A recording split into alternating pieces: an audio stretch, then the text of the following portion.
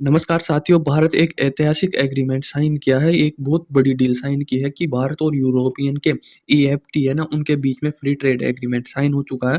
और यह भारत लंबे समय से कोशिश कर रहा था कि ईएफटीए के साथ हमारा फ्री एग्रीमेंट साइन हो, पर कभी कुछ अड़ जाता था, कभी सरकारें बदल जाती थी। पर फाइनली अब 16 साल के बाद इसमें इस डील को क्रैक करने में, मतलब इसको साइन करने में हमें भारत को 16 साल लग गए। पर 16 साल बाद में वह टाइम आ गया कि ये मतलब ये डील है ना, पूरी तरह साइन हो चुकी है और हमारे बीच में जो यूरोप के ईएफटी और भारत के बीच फ्री ट्रेड एग्रीमेंट साइन हो चुका है 16 साल के बाद में। अब देखो ये ईएफटीए है क्या? ये यूरोप के 4 देश हैं, जिसका समूह है, उस समूह को ईएफटीए कहते हैं। इस समूह में 4 देश आते हैं, वो 4 देश हैं कि एक तो स्विट्ज़रलैंड है, जो अपनी खूबसूरती के लिए जाना जाता है। एक नॉर्वे है, जो मतलब करप्शन बिल्कुल नहीं होता, ये फर्स्ट नंबर पे आता है, ये देश बहुत अच्छा देश है यहाँ पे। और एक आइसलैंड है और एक देश है टिकटेनिस, ये बहुत छोटा देश है और इसका आप नाम भी नहीं सुनेंगे, नहीं सुना होगा क्योंकि ये बहुत छोटा है और इतना ज्योग्राफिकल उसका इम्पोर्टेंट भी नहीं है, इतना आता नहीं है सामने, इसकी न्यूज़ नहीं बनती, तो आप कभी इसके बारे में सुने नहीं होंगे। जो ये 4 देश है ना, ये मिलकर इनके समूह को ईएफटीए कहते हैं और भारत ईएफटीए के साथ ही फ्री ट्रेड एग्रीमेंट साइन किया। अब देखो आपके मन में एक सवाल आ रहा होगा कि हमारे जो फ्री ट्रेड एग्रीमेंट की साइन की बात है, वह यूरोपियन यूनियन के साथ भी चल रही है, तो इनके साथ अलग से फ्री ट्रेड एग्रीमेंट करने का क्या मतलब है? हम यूरोपियन यूनियन के साथ करते तो ये देश तो उनमें भी आते हैं, तो उसके साथ ही हमारा फ्री ट्रेड एग्रीमेंट साइन हो जाता। तो इससे 16 साल अलग से क्यों कर रहे हैं? तो उसका और हमें फिर ऋषि सुनक जो ब्रिटेन है, उससे अलग बातचीत कर रहे हैं कि फ्री ट्रेड एग्रीमेंट का भाई इंग्लैंड से हम अलग तरीके से फ्री ट्रेड एग्रीमेंट साइन करेंगे। और उसकी ऋषि सुनक ने कई बार अपडेट दिया है कि हम 20 दिन में हमारा ये साइन हो जाएगा, 1 महीने में ऑलमोस्ट पूरी बातचीत हो चुकी है, लास्ट राउंड की बातचीत चल रही है, उसके बाद में हम साइन कर लेंगे। तो ये बातचीत चल रही है और यूरोपियन यूनियन से भी हमारी बातचीत चल रही है। ये भी हमें जल्दी खुशखबरी मिलेगी कि हम फ्री ट्रेड एग्रीमेंट साइन कर लेंगे। तो हम इनसे अलग क्यों कर रहे हैं? इन 4 देशों से अलग फ्री ट्रेड एग्रीमेंट साइन क्यों किया? उसका कारण ये है कि जो ये 4 देश है ना, ईएफटी है, इनकी करेंसी बिल्कुल अलग है, इनके नियम कानून अलग है। आते तो ये यूरोपियन यूनियन ही में ही हैं, पर यदि हम यूरोपियन यूनियन से कर लेते हैं, इनसे नहीं करते ना, तो वह हमें एक्सेस नहीं मिलता। वो जो हम फ्री ट्रेड एग्रीमेंट जो ट्रेड करते हैं ना, वह इतने इनके मार्केटों का एक्सेस जाके हमें अनुमति नहीं देता, क्योंकि इनकी करेंसी अलग है, इनके नियम कानून अलग है, किस प्रकार से यहाँ पे व्यापार होता है, सब चीज़ें अलग है यूरोपियन यूनियन से। तो इनसे अलग करना बहुत ज़रूरी था। इनसे करेंगे ना, तभी इनके मार्केट का एक्सेस मिलेगा, इनकी मार्केट की चीज़ें हम खरीद सकते हैं और यहाँ पे जाके मतलब बेच सकते हैं। इस प्रकार से इनका करना बहुत ज़रूरी था। और ऋषि सुनक इसलिए कर रहे हैं अलग से बात, क्योंकि वह यूरोपियन यूनियन से अलग आता है, वह अपने आप को अलग मानता है।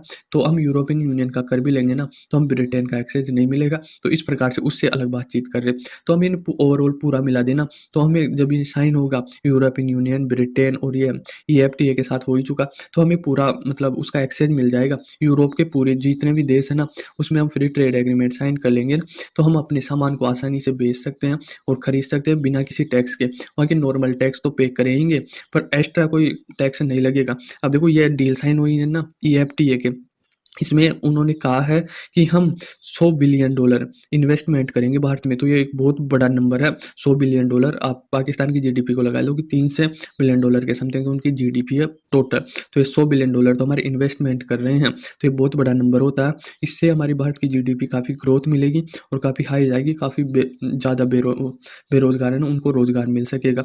जो ये 15 साल में मतलब 15 साल में $100 बिलियन भारत में इन्वेस्टमेंट करेंगे। ऐसा नहीं है कि एक ही दिन में आते हैं और 100 बिलियन इन्वेस्टमेंट कर दिया, ऐसा नहीं है। इन्होंने टारगेट रखा 15 साल का। अब एक साल में आप अनुमान लगा लो एवरेज 6.5 से $7 बिलियन ये इन्वेस्टमेंट करेंगे, और जो उससे रोजगार निकल के आएगा, जो भारत की बहुत बड़ी प्रॉब्लम है ना, वह रोजगार है। रोजगार नहीं मिल रहा है युवाओं को, तो इनमें 100 मतलब 1 मिलियन से ज़्यादा रोज़गार मिलेगा, 10 लाख लोगों को, भारतीयों को रोज़गार मिलेगा इस इन्वेस्टमेंट से, ये बात कह रहे हैं। अब देखो आपके मन में आ रहा है कि फ्री ट्रेड एग्रीमेंट आखिर है क्या? ये 16 साल का समय क्यों लग गया इसमें? और ऐसा होता क्या है कि फ्री ट्रेड एग्रीमेंट करने से भारत को ये फ़ायदा होगा? तो फ्री ट्रेड एग्रीमेंट से यही फ़ायदा होगा कि हम जिस देश से भी एग्रीमेंट करते हैं ना, फ्री ट्रेड एग्रीमेंट, वहाँ का मतलब हम हमारा सामान बेच सकते हैं आसानी से और वहाँ से सामान खरीद सकते हैं बिना किसी टैक्स के। वहाँ के जो नॉर्मल टैक्स वहाँ की जनता पे करती है, वो तो हमें करना ही पड़ेगा, पर एक्स्ट्रा जो टैक्स लगता है ना, वह टैक्स हमें नहीं पे करना होगा। और जो वहाँ की चीज़ें हमारे भारत में आएगी, तो उन पर भी भारत कोई एडवांस टैक्स नहीं लगाएगा। एग्जाम्पल के आप ऐसा ले लो कि इलोन मस्क ने आया, अपनी टेस्ला लेके आए, तो भारत ने बोल दिया कि भारत में ही बनाओ, तब तो हम नॉर्मल टैक्स लेंगे, और यदि आप चाइना से बनाकर भारत में इंपोर्ट करोगे ना, तो हम डबल टैक्स लगा देंगे। मतलब वो जीएसटी के अंदर आएगा ही नहीं, अलग ही टैक्स लगेगा। तो इस प्रकार से हम एडवांस अलग टैक्स नहीं लगा सकते। भाई 50 की चीज़ आ रही है तो उसका दुगना ले लो। नहीं, जीएसटी कितनी है 12%, तो हम 12% ही लेंगे। ऐसा नहीं है कि 100% टैक्स ले रहे हैं। तो ये एक्साइज़ मिल जाता है और आयात-निर्यात में कोई दिक्कत नहीं आती है, कोई रुकावट नहीं आती है। हमारी चीज़ें हमारे लोग वहाँ पर आसानी से जाके बेच सकते हैं, समझा सकते हैं कि हमारे पास ये चीज़ें हैं, आपको ये फ़ायदा होगा इस खरीदने से और आपको और चीज़ जो और देशों से खरीदें, उससे इतनी सस्ती मिलेगी तो आसानी से यहाँ पर खरीद सकते हैं और ये लोग भी आसानी से बेच सकते हैं हमारे देश में। क्योंकि यूरोप भी बहुत बड़ा मार्केट है, क्योंकि बहुत बड़ी जीडीपी है, बड़े-बड़े देश है, विकसित देश है, समृद्ध देश है और काफ़ी खर्च करने वाले लोग हैं। तो उस प्रकार से भारतीयों को वैसे फ़ायदा होगा और उनको भी फ़ायदा होगा क्योंकि बढ़ती हुई इकोनॉमी भारत की है, ग्रोथ एकदम रॉकेट की तरह कर रही है। तो कहीं न कहीं इस जीडीपी में, इस देश में खर्च करेंगे तो कहीं न कहीं उनका पैसा दुगना-तिगना हो जाएगा। अब देखो ये बैठक हुई ना, ये कई दौर की बैठकों के दौरान 16 साल का तो टाइम लगा ही है, पर कई दौर की बैठक हुई है। इसमें एक आंकड़ा निकल के आया है कि 21 बार बैठकों का दौर चला है, तब जाके ईएफटीए के साथ हमें फ्री ट्रेड एग्रीमेंट साइन हुआ है 21 बार की बैठक के दौरान। अब देखो इसको जो डील साइन हुई है, ये हमारे पीयूष गोयल साहब थे, उन्होंने ये बात बताई थी क्योंकि यही साइन करने में उस मीटिंग में यही थे। तो इन्होंने बताया कि ये ऐतिहासिक डील है और इससे भारत को आने वाले दिनों में काफ़ी ज़्यादा फ़ायदा होगा और ये बहुत बड़ी बात है भारत के लिए। उसके बाद में मोदी जी ने भी बधाई दी अपने एक्स जो अकाउंट है, मतलब पहले ट्विटर था ना, अब चेंज कर दिया, ये क्या पता क्या नाम रख दिया, एक्स साउंड ही अलग करता है। तो मोदी जी ने बधाई दी है कि युवाओं को अवसर मिल रहा है क्योंकि युवा रोजगार बढ़ रहा है और युवाओं को कहीं न कहीं वो कॉन्फिडेंस मिलेगा, वो अपने सामान को बेचने के लिए एक बड़े और एक नए मार्केट में अपना सामान को बेचेंगे ना, तो उनको कहीं न कहीं आर्थिक रूप से और व्यापार मजबूत होगा। एक देश हमारा बहुत मजबूत होके निकलेगा यहाँ से क्योंकि फ्री ट्रेड एग्रीमेंट एक माइलस्टोन होता है। यह मील का पत्थर साबित होगा हमारी बढ़ती हुई इकोनॉमी में। देखो भारत क्या-क्या आयात कर सकता है, निर्यात कर सकता है, उसके बारे में इनमें कहीं दौर की बातचीत होती है कि क्या तुम तो नहीं बेच दोगे, कहीं डर रहता है ना कि 2 देशों में अगर फ्री ट्रेड एग्रीमेंट हुआ, तो ऐसा होता है कि तुम क्या बेचोगे, हम क्या बेचेंगे, इस प्रकार की बातें होती है और कहीं न कहीं एवरेज लगाते हैं कि हम ये बेचेंगे और तुम ये बेचोगे तो कहीं न कहीं एवरेज रहेगा जो व्यापार का टोटल निकल के आएगा ना, तो बराबर। तो भारत रसायन, उर्वरक, मशीनें और रेलवे की कई चीज़ें आयात-निर्यात करेगा, मतलब निर्यात ही करेगा क्योंकि भारत रेलवे में काफ़ी एडवांस हो चुका है अभी और काफ़ी चीज़ें बनती हैं, तो यहाँ पर वो करेंगे। और जो ईएफटी है, वहाँ के लोग हमारे भारत में क्या बेचेंगे, तो वहाँ के लोग काफ़ी समृद्ध हैं और ब्रांड जो वहाँ की घड़ियाँ जो बनती हैं ना, काफ़ी ब्रांड बनती हैं, तो उनको खरीदने को भारत बोलेगा, भारत के लोग खरीदेंगे उनके ब्रांड, कपड़े काफ़ी ब्रांडेड होते हैं वहाँ के। तो इस प्रकार से सामान खरीदेंगे, बेचेंगे। और मैं भारत के लोगों से एक चीज़ और बोलना चाहता हूँ कि भारत सरकार लगातार कोशिश कर रही है इन चीज़ों की कि हम जितने भी देश हो सकते हैं ना विश्व में, वहाँ पर फ्री ट्रेड एग्रीमेंट साइन करें ताकि हमारे लोगों को मौका मिल सके, बाज़ार मिल सके, लोग मिल सके उनके सामान खरीदने के लिए।